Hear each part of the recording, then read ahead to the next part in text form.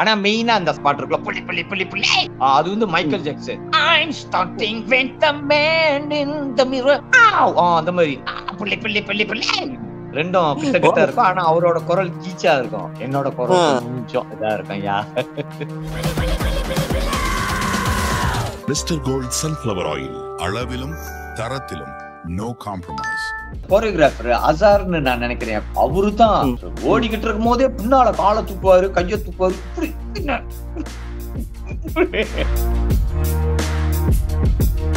பெரிய விஷயமா நம்ம ரஜினி சார் கூட நடிச்ச கபாலில அதுல கொஞ்சம் அனுபவம் இருக்கு. ரஜினி சார்ட்ட வந்து, சார் நம்ம முதல்ல பார்த்தோன்னே அவர் போய் கட்டி பிடிச்சு இந்த கழுத்துல முத்தம் கொடுத்துட்டேன். முத்தம் கொடுத்துட்டு கால்ல விழுகும் போது அவரு தலையில கையை வச்சுட்டு அவர் அதான் சொன்னாரு, ஈஸியா யாரு காலையும் விழுந்துறாரு.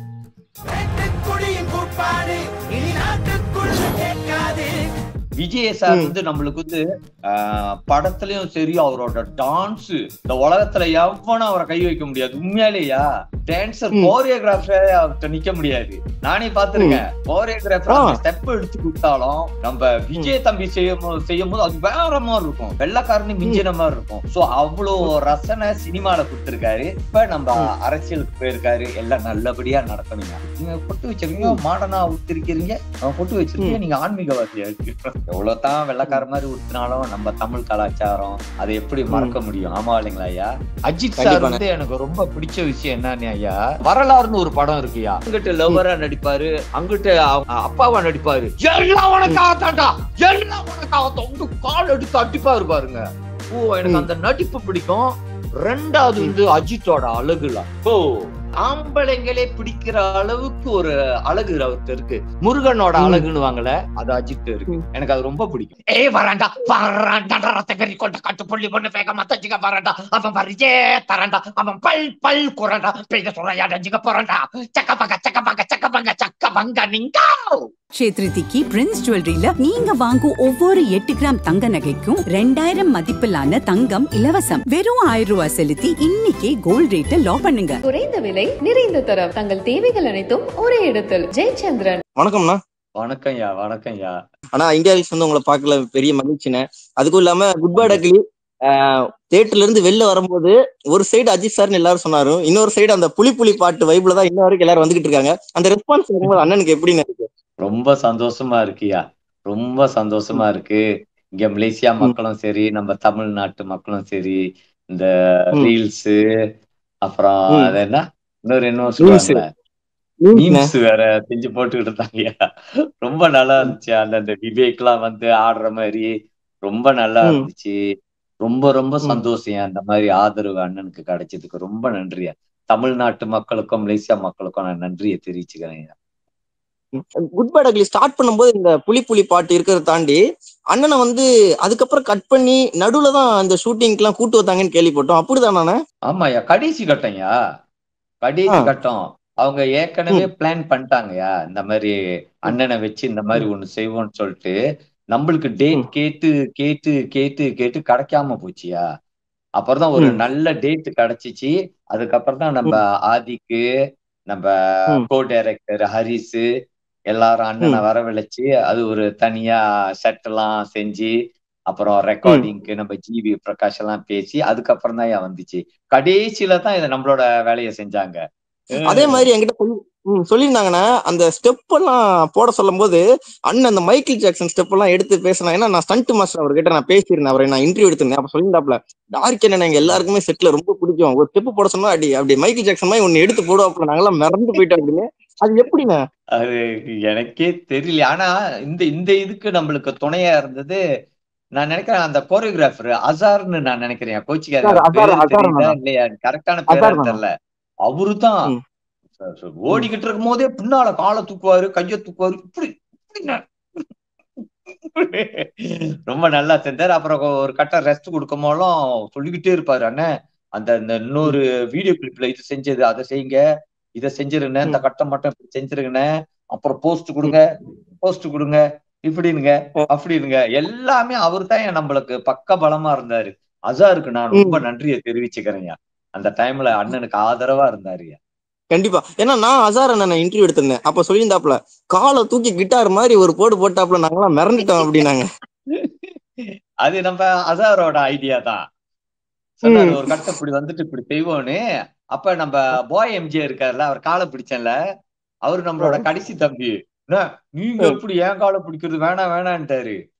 அப்ப அதான் அவர் கொஞ்சம் அப்செட் ஆயிட்டாரு. அப்ப நான் சொன்னேன், இல்ல செய்வோம்டா, அவரு பிடிச்ச மாதிரி செய்வோம், அது மிஸ்டி ஹைலைட் ஆகும்னு சொல்லிட்டு நான் செஞ்சேன். அண்ணனுக்கு அந்த எக்ஸ்பீரியன்ஸ் எப்படி இருந்துச்சு, நடிக்கும் போது உள்ள அந்த எக்ஸ்பீரியன்ஸ் எப்படி இருந்துச்சு? ஆமாய்யா, இது ஏற்கனவே நம்ம சினிமால நம்ம மலேசியால கொஞ்சம் கொஞ்சம் அந்த தமிழ் படம் அந்த மாதிரி நடிச்சிருக்கோம். அப்புறம் பெரிய விஷயமா நம்ம ரஜினி சார் கூட நடிச்ச கபாலில, அதுல கொஞ்சம் கொஞ்சம் அனுபவம் இருக்கு.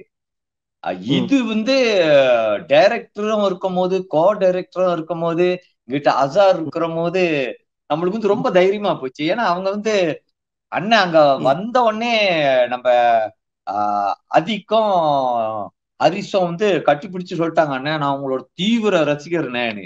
அப்ப நம்ம மைண்ட் ரொம்ப ஃப்ரீ ஆயிருச்சு. சொல்லிட்டாங்க, நீங்க என்ன வேணாலும் செய்யுங்கண்ணே, இது இது உங்களோட டே, நீங்க செய்யுங்க, நம்ம எல்லாம் எடுத்து அப்புறம் நம்ம செலக்ட் பண்ணி அழகா நம்ம எல்லாம் செஞ்சுக்கலான்னு. அப்ப அந்த ஒரு தைரியம் ஒண்ணு வந்துருச்சு அங்க. நல்லா அழகா செஞ்சாச்சு. அது நம்ம அதிக்கும் நம்ம ஹரிஷ்க்கும் அசாருக்கும் நம்ம ரொம்ப நன்றி கடமைப்பட்டிருக்கேங்க.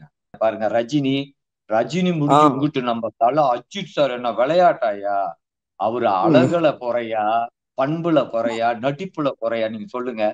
அப்ப கடவுள் பாருங்க அழகா நம்ம இந்த இதை செஞ்சனா இது கிடைக்குது. இது உண்மைதானே தம்பி? ரஜினி ஒரு உதாரணம் தானேயா? ஆமா ஆமா ஆமா. மைக்கேல் ஜாக்சன் ஒரு உதாரணம்யா. அவர் பணக்காரனாகி ஏழைங்களை அப்படி கவனிச்சுக்கிட்டாரு.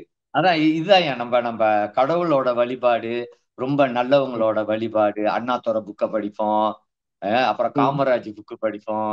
அப்ப இங்க மலேசியாலயும் இருக்காங்க 2 நல்ல மனிதர்கள், அவங்களெல்லாம் ஃபாலோ பண்ணி பார்ப்போம், அவங்க எப்படி நடந்துக்கிறாங்க, அதே மாதிரி நம்மளும் இருக்கணும். எல்லாம் மத்தவங்கள்ட்ட இருந்து கத்துக்கிட்டதுதான். எம்ஜிஆரே ஒரு பெரிய விஷயமாச்சே. இப்ப பாருங்க, நம்ம விஜய் தம்பி பாத்தீங்களா, அரசியல்ல போயிருக்கு. கடவுள் அருளால அவர் நல்லா இருக்கணும்யா, நம்ம மாதிரி ஏழைகளுக்கு எல்லாம் அவர் உதவி செய்யணும். அதான் வேற ஒண்ணும் இல்ல. ஏன்னா விஜய் சார் அரசியலுக்கு வந்துட்டாங்க, இதெல்லாம் சொல்றாங்க. சோ அண்ணன் கிட்ட இந்த நியூஸ் வரும்போது, ஏன்னா கெரியரோட உச்சத்துல இருக்கிறாப்ல, இருக்கிறதுலே பீக்கான சேலரி வாங்குறாப்ல, அதை விட்டு அரசியலுக்கு வராப்ல. சோ இதை பத்தி அண்ணனோட தாட் என்னன்னு? எனக்கு ரொம்ப சந்தோஷம் தான் ஐயா. எல்லாமே நிர்வகிக்க என்னது ப்ரிப்பேர் பண்றது, பிளான் பண்றது எல்லாம் கடவுள் தானே. விஜய் சார் நம்மளுக்கு படத்துலயும் சரி, அவரோட டான்ஸ் இந்த உலகத்துல எவனும் அவரை கை வைக்க முடியாது. உண்மையாலேயா, டான்சர் கோரியோகிராஃபர் அவர்கிட்ட நிக்க முடியாது. நானே பாத்துருக்கேன், கோரியோகிராஃபர் ஸ்டெப் எடுத்து கொடுத்தாலும் நம்ம விஜய் தம்பி செய்யும் போது அது வேற மாதிரி இருக்கும், வெள்ளக்காரனு மிஞ்சின மாதிரி இருக்கும். சோ அவ்வளோ ரசனை சினிமால கொடுத்திருக்காரு. இப்ப நம்ம அரசியலுக்கு போயிருக்காரு, எல்லாம் நல்லபடியா நடக்கணுங்க. கடவுளோட ஏற்பாடு தானேங்க, நம்ம கையில எதுவுமே இல்லையா. ரஜினி சார்ட்ட நீங்க ஒரு விஷயம் பார்த்திருப்பீங்க, அஜித் சார்ட்ட ஒரு விஷயம் பார்த்திருப்பீங்க. ரஜினி சார்ட்ட முதல்ல நீங்க என்ன ஒரு விஷயம் பார்த்து ஓகே இது சூப்பரா இருக்கு இந்த மனுஷன் கிட்ட அப்படின்னு நீங்க ஒண்ணு எதிர்பார்த்திருப்பீங்க, ஒண்ணு பாத்திருப்பீங்க, அது என்ன முதல்ல ரஜினி சார் கிட்ட? ரஜினி சார்ட்ட சார் நம்ம முதல்ல பார்த்தோன்னே அவர் போய் கட்டி பிடிச்சு இந்த கழுத்துல முத்தம் கொடுத்துட்டேன். முத்தம் கொடுத்துட்டு காலில் விழுகும் போது அவரு தலையில கையை வச்சுட்டு அவர் அதான் சொன்னாரு, ஈஸியா யாரு காலையும் விழுந்துறாரு, ஏன்னா உங்க தலையெழுத்தை மாத்துறதுக்கு வாய்ப்பு இருக்கும், அதை நீங்க பத்திரமா, யாரு நல்லவங்க எப்படியாப்பட்டவங்க அதை நீங்க பார்த்து காலில் விழுகணும், ஈஸியா யாரு காலையும் விழுந்த கூடாதுன்னு சொல்லிட்டு. அதுக்கப்புறம் பொட்டு வச்சிருந்தையா, அந்த பொட்டை தான் ரொம்ப கேட்டாரு, நீங்க பொட்டு வச்சிருக்கீங்க, மாடனா உடுத்திருக்கிறீங்க, பொட்டு வச்சிருக்கீங்க, நீங்க ஆன்மீகவாதியா இருக்கு. இல்ல சார், என் மனைவி வேண்டிட்டு வைப்பாங்க சார், நான் எனக்கு ரொம்ப பிடிக்கும் சார் தமிழ், எவ்வளவுதான் வெள்ளக்கார மாதிரி உடுத்தினாலும் நம்ம தமிழ் கலாச்சாரம் அதை எப்படி மறக்க முடியும். ஆமா இல்லைங்களா ஐயா? நான் ஸ்டேஜ்ல தான் ஐயா, ஸ்டேஜ்ல வெளியே போகும்போது தான் சும்மா அந்த வெள்ளக்காரன் ட்ரெஸ்ஸ போடுவேன். மத்த நாள் எல்லாமே வீட்டுல இருந்தா அந்த வேட்டி தான் கட்டியிருப்பேன். இப்ப கூட வேட்டி தான் கட்டியிருக்கேன். அப்ப அதை பத்தி ரொம்ப சொன்னாரு, ஆன்மீகத்தை பத்தி, இப்படி இருக்கணும் இப்படி இருக்கணும், இந்த வழிபாடு தெரியுமா, இதெல்லாம் தெரியுமா, அங்க போங்க அங்க வாங்க. அந்த 7 நாள் சார் கிட்ட நாங்க பழகுனது இந்த ஆன்மீகத்தை பத்தி தான் அவர் ரொம்ப சொன்னாரு. படத்தை பத்தியோ எதை பத்தியோ அவர் சொல்லல. வர முதல்ல அந்த பொட்டை பாத்துக்கிட்டே தான் இருப்பாரு. ஆனா என்கிட்ட ரொம்ப பேசினாரோ இல்லையோ, என் தம்பி கிட்ட ரொம்ப பேசினாரு. சூப்பர்ண்ணா. ஆனா அதே மாதிரி இப்ப நீங்க ரஜினி சார் பத்தி சொல்லிட்டீங்கல்ல, நான் அடுத்து அஜித் சார் பத்தி கேட்க ஆசைப்படுறேன். அஜித் சார்ட்ட எந்த ஒரு விஷயம் உங்களுக்கு ரொம்ப பிடிச்சிருந்துச்சுன்னா? அஜித் சார் எனக்கு ரொம்ப பிடிச்ச விஷயம் என்னன்னு ஐயா, மிந்தியில இருந்து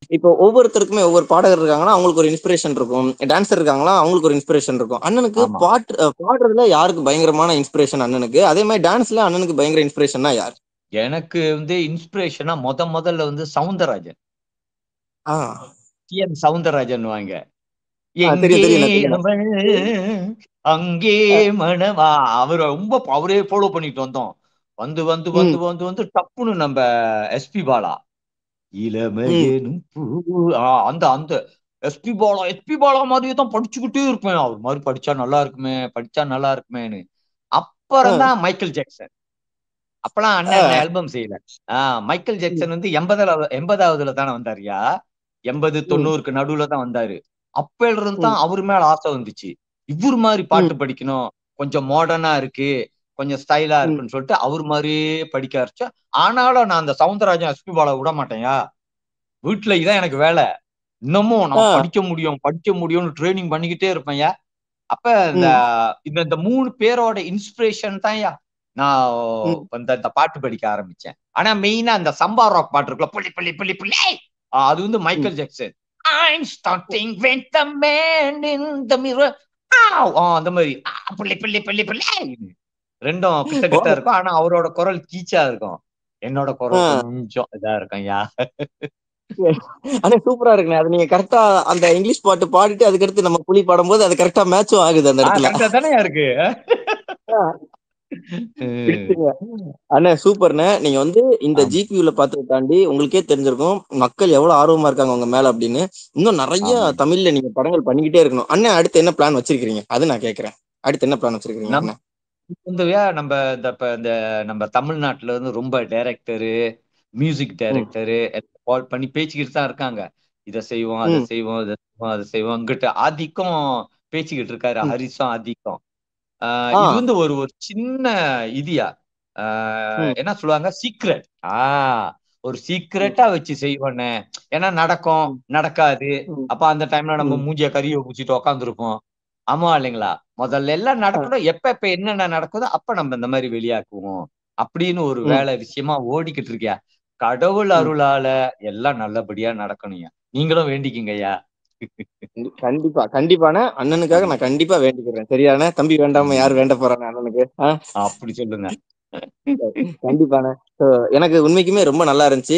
இன்டர்வியூ தாண்டி ஒரு 20 நிமிஷம் எங்க அண்ணன் கூட உட்காந்து பேசின மாதிரி தான் இருந்துச்சு இந்த இன்டர்வியூ முழுக்கவே. எனக்கு த்ரூ அவுட்டா ரொம்ப அழகா இருந்துச்சுன்னு. தமிழ்ல நீங்க நிப்பாட்டிக்காதீங்க. நீங்க பேசுற விஷயமா இருக்கட்டும், நீங்க பாடுறதும் சரி பேசுறதும் சரி ரெண்டுமே கேட்கறதுக்கு ரொம்ப அழகா இருக்குது. ரொம்ப பணிவாகவும் நீங்க சொன்ன அந்த விஷயம் எல்லாமே உண்மைதானே.